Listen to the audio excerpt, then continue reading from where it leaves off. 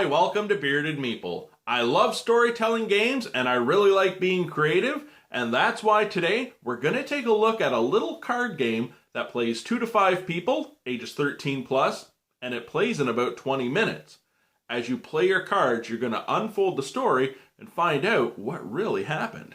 It's designed by Eduardo Baraf and Thomas Denmark and brought to us by Atlas Games. It's Murder of Crows. Let's take a look at it. There are 55 cards in the deck. 2 of the cards will explain turn order and any actions that will take place. We have wild crow cards. The rest of them are lettered cards.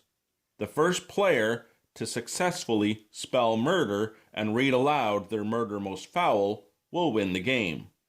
Let's take a look at the different abilities of each card and how you play. M is for misplace.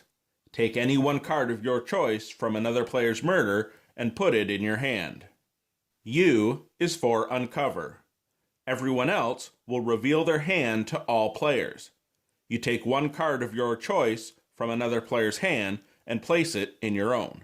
R is for reap. You draw one additional card from the draw pile. When you play a D, you drain.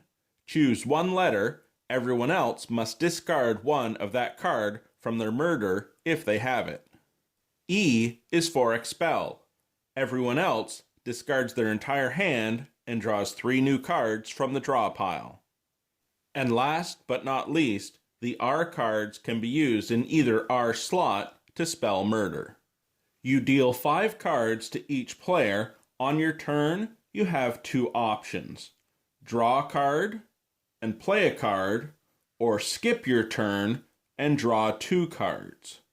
The very first player does not draw a card, they simply play a card, and then the game progresses.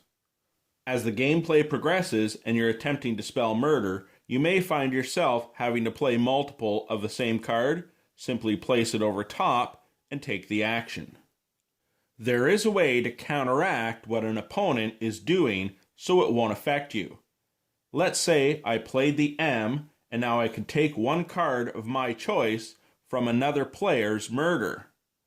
There's one crow in the corner of the card I played.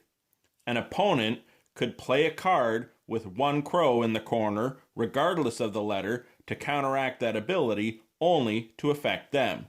The card is discarded. Everyone else would have to either discard a card or it would affect them, and play continues. When it comes to using a wild card, you have a number of options. You may place it in your murder and it will immediately take on the properties of the card it's imitating. However, you can only have one wild card showing at a time. Or, when played in your murder as a wild card, instead of using the letter's ability, you may select a stack from someone else's murder and discard all of its cards. Or, it can be used to prevent a card from affecting you. However, a wild crow card effect can only be prevented by another wild crow card. Shadows haunted the night on a shore reeking of dead fish when Dahlia Greenteeth, with a misguided sense of justice, used a frozen turkey to bludgeon Finnegan Faust. Spell murder, and you've won. Yeesh, she sounds like a lovely girl. Yee. And that, my friends, is Murder of Crows. A little macabre, but hey, it's a great little game, and definitely has strategy because you want to be careful of when you play your cards, keeping an eye on how your opponents are doing. Spell murder, and you'll win. I hope you get a chance to check it out. I'll talk to you again soon.